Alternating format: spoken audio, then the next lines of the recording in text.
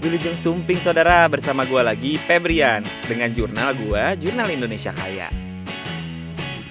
Saudara, tahu nggak ternyata tempat yang punya nama Bandung itu nggak cuma satu loh.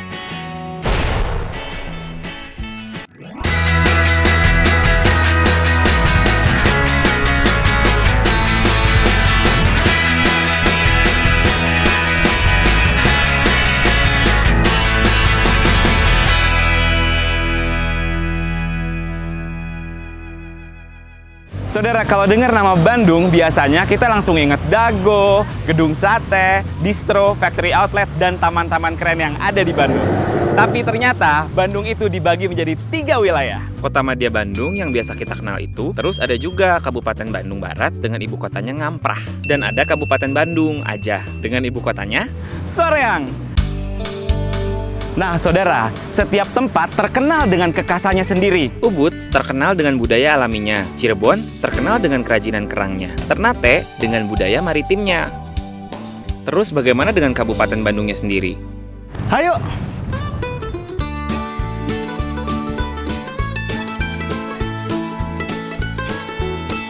Karya kreatif pertama yang akan kita lihat ada di kota Majalaya, yaitu Tenun Majalaya.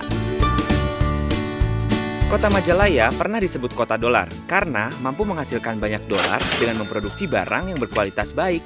Berupa tekstil kain sarung yang ada pada tahun 1960-an, mampu menyuplai 40% kebutuhan tekstil di Indonesia. Tenun Majalaya itu yang terkenal tuh tenun atau sarungnya? Sarungnya. Sarung tenun? Sarung tenunnya. Oh, sarung tenunnya. Kalau membuat tenunnya ini mesinnya namanya kentreng atau? Bukan. Tentreng itu yang sambil duduk itu. Oh, itu yang sambil duduk namanya yang kentreng. awalnya tuh yang gedogan ya. Gedogan ya. Kalau yang ini namanya apa? ATBM. Nah, ATBM itu singkatan dari apa? Alat tenun bukan mesin. Alat tenun bukan mesin. Terus dari di sela-sela syuting Indonesia, sekarang gue mau tanya-tanya sama Mbak Renita. Kenapa sih kita penting banget harus suka dengan tenun? Harus dong. Kan kain buatan Indonesia, Tuh. salah satunya tenun. Selain batik, ada tenun, ada songket. Itu adalah khas buatan Indonesia. Dan kalau bukan kita, siapa lagi coba yang melestarikan kain-kain Indonesia ini? Nah, jadi ini bisa lestari nih turun-temurun. Seperti biasa, kalau mau tahu Tenun Majalaya lebih lanjut lagi, tonton aja Indonesia di Metro TV setiap hari Kamis jam 22.30 waktu Indonesia Barat. Sebelum kita melatih otak kreatif kita, yuk kita cari inspirasi di tempat-tempat wisata alam yang ada di Kabupaten Bandung, seperti Kawah Putih. menurut cerita, Kawah Putih adalah tempat roh leluhur berkumpul. Bahkan salah satu puncaknya juga dipercaya sebagai tempat rapatnya para leluhur loh. Dengan pemandangan yang memikat, air danau yang berwarna putih agak kehijauan yang berpadu dengan batuan kapur putih adalah suguhan yang menyenangkan. Gue yakin tempat ini bisa menyegarkan semangat kreativitas siapapun yang datang ke sini. Alamnya fantasi banget ya saudara. Sekarang gue akan bertemu dengan seorang pelaku kreatif yang menghabiskan bertahun-tahun mempelajari berbagai kesenian Jawa Barat untuk membuat suatu tarian baru bagi masyarakat. Inilah tari Jaipongan atau Jaipong. Jaipongan adalah sebuah jenis tari pergaulan tradisional masyarakat Sunda. Tari pergaulan bersifat hiburan. Maka dari itu, yang menggandrungi pentas tarian ini lebih banyak dari rakyat ketimbang kalangan kelas atas. Seringkali tarian ini menampilkan gerakan yang dianggap kurang pantas, atau seringkali disalahartikan terlalu erotis atau terlalu kasar. Tapi ya masa sih saudara, kalau gue sih ngelihat tariannya mempesona banget ya. Jaipongan menggabungkan beberapa elemen seni tradisi Jawa Barat, seperti ronggeng, wayang golek, tari topeng, dan percaya atau tidak, seni silat. Tuh, lihat deh, gerakannya banyak yang mirip dengan kuda-kuda silat Sunda, saudara. Pak, Jaipong itu siapa yang bikin, Pak?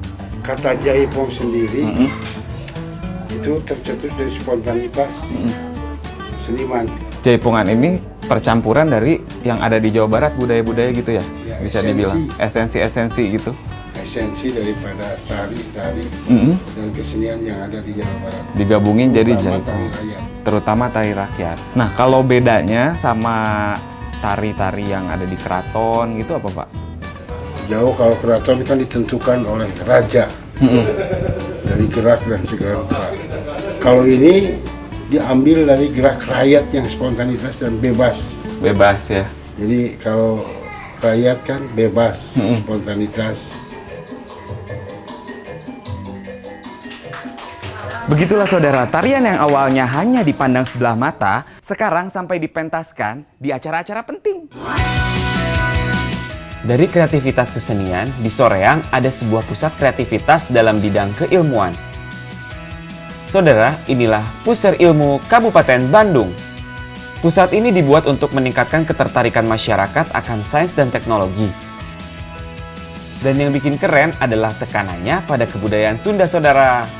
Budaya memang harus selalu mengakar, agar apapun perubahan teknologinya akan selalu didasari oleh sifat orang Sunda.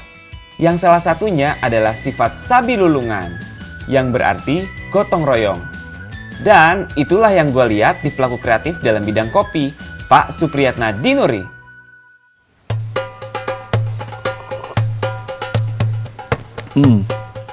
Enak banget nih kopi saudara. Tahu nggak apa yang bikin lebih nikmat? Bahwa perkebunan kopi ini dibuat dengan usaha kreatif seorang petani kopi yang berhasil menghidupi ribuan petani lainnya di daerah Malabar ini.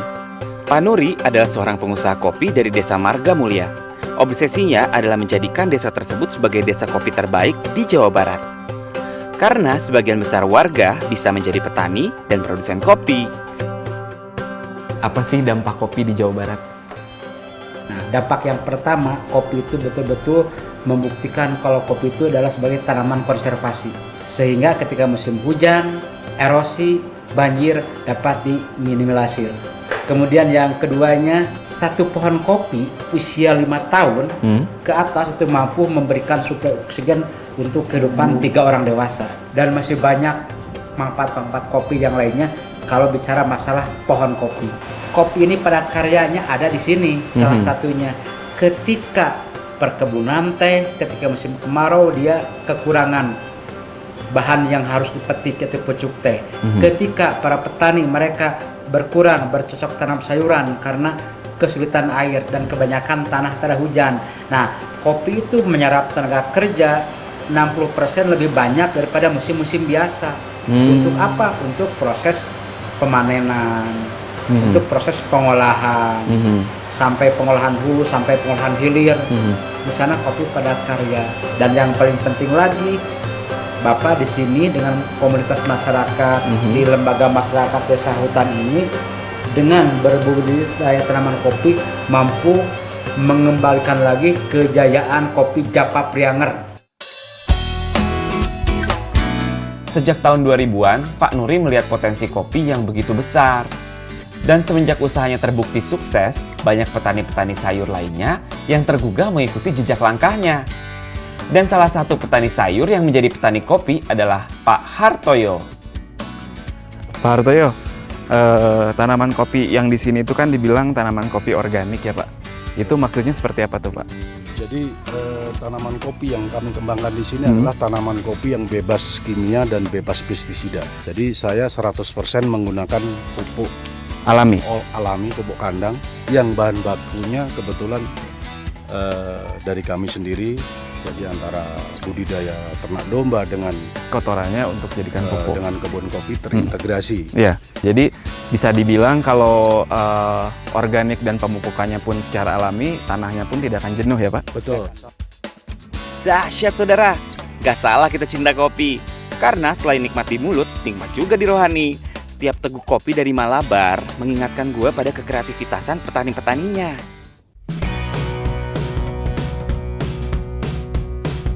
Ternyata banyak banget hal-hal kreatif yang bisa kita kulik di Kabupaten Bandung. Wih, gue jadi semangat nih mau nulis jurnal gue.